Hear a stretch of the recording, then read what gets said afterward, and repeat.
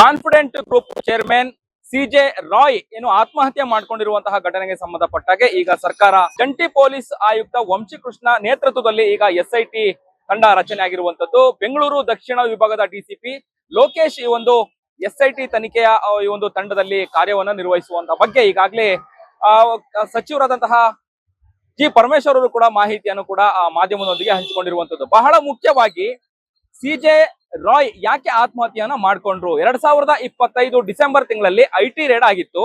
ಇದಾದ ನಂತರದಲ್ಲಿ ಮತ್ತೆ ಐಟಿ ರೇಡ್ ಆಗಿರುವಂತಹ ಉದ್ದೇಶ ಮತ್ತೆ ಈ ಒಂದು ಐಟಿ ರೇಡ್ ಆದಂತಹ ಸಂದರ್ಭದಲ್ಲಿ ತನ್ನ ಪಿಸ್ತೂಲ್ ನಿಂದ ಎದೆಗೆ ಗುಂಡು ಹಾರಿಸಿಕೊಂಡು ಆತ್ಮಹತ್ಯೆಗೆ ಶರಣಾಗಿರುವ ಕಾರಣ ಏನು? ಇದೆಲ್ಲದ್ರ ಬಗ್ಗೆನೂ ಈಗ ಎಸ್ಐಟಿ ಅಧಿಕಾರಿಗಳು ತನಿಖೆಯನ್ನ ಮಾಡ್ತಾರೆ.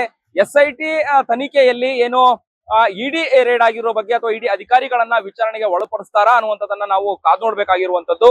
ಸದ್ಯ ಏನು ಸಿಜೆ ರಾಯ್ ಆತ್ಮಹತ್ಯೆ ಮಾಡ್ಕೊಂಡಿರುವಂತಹ ಪ್ರಕರಣಕ್ಕೆ ಸಂಬಂಧಪಟ್ಟಾಗೆ ಕರ್ನಾಟಕ ಟಿವಿಯಲ್ಲಿ ಪ್ರತಿಯೊಂದು ಅಪ್ಡೇಟ್ ಅನ್ನು ಕೂಡ ನೀಡಲಾಗಿರುವಂತದ್ದು. ಈಗಾಗಲೇ ಕರ್ನಾಟಕ ಟಿವಿಗೆ ಪೊಲೀಸ್ ಇಲಾಖೆಯ ಮಾಹಿತಿಯ ಪ್ರಕಾರವಾಗಿ ಈಗ ಸಿಜೆ ರಾಯ್ ಅವರ ಪುತ್ರ ಮತ್ತೆ ಸಹೋದರನು ಕೂಡ ಈಗಾಗಲೇ ಅವರ ಕುಟುಂಬಸ್ಥರನ್ನು ಕೂಡ ಪೊಲೀಸ್ ತನಿಖೆ ಅಥವಾ ವಿಚಾರಣೆ ಕೂಡ ಮಾಡ್ತಿರುವಂತದ್ದು. ಸದ್ಯ ಈಗ ಸರ್ಕಾರ ಈಗಾಗಲೇ ಗೃಹ ಸಚಿವರಾದಂತಹ ಜಿ ಪರಮೇಶ್ವರ್ ಅವರು ಕೂಡ ಮಾಧ್ಯಮದೊಂದಿಗೆ ಮಾತನಾಡಿದ್ರು.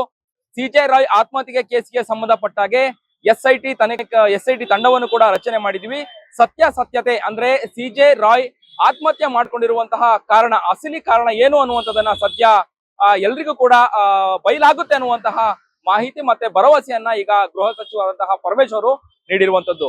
ಕಾದ್ ನೋಡ್ಬೇಕು ಎಸ್ಐಟಿ ತಂಡ ರಚನೆ ಆಗಿರುವಂತಹ ಹಿನ್ನೆಲೆಯಲ್ಲಿ ತನಿಖೆ ಯಾವ ರೀತಿಯಾಗಿ ಮಾಡ್ಕೊಳ್ತಾರೆ, ಎಸ್ಐಟಿ ತನಿಖೆಯಲ್ಲಿ ಸತ್ಯತೆಗಳು ಗೊತ್ತಾಗುತ್ತಾ ಅನ್ನುವಂಥದ್ದನ್ನ ಮುಂದಿನ ದಿನಗಳಲ್ಲಿ ಕಾದು ನೋಡ್ಬೇಕಾಗಿರುವಂತದ್ದು. ಕ್ಯಾಮರಾ ಪರ್ಸನ್ ಕೀರ್ತನ್ ಜೊತೆ ಅಭಿಜಿತ್ ಗಣೇಶ್, ಕರ್ನಾಟಕ ಟಿವಿ, ಬೆಂಗಳೂರು. ಯಾರಾಗ್ತಾರೆ ಎಂಎಲ್ಎ ಅಭ್ಯರ್ಥಿ 2028 ಶೀಘ್ರದಲ್ಲೇ.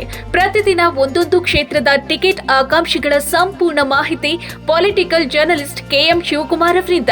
ಕರ್ನಾಟಕದ ನಂಬರ್ 1 ಡಿಜಿಟಲ್ ಮೀಡಿಯಾ ನಿಮ್ಮ ನೆಚ್ಚಿನ ಕರ್ನಾಟಕ ಟಿವಿಯಲ್ಲಿ ಮಾತ್ರ.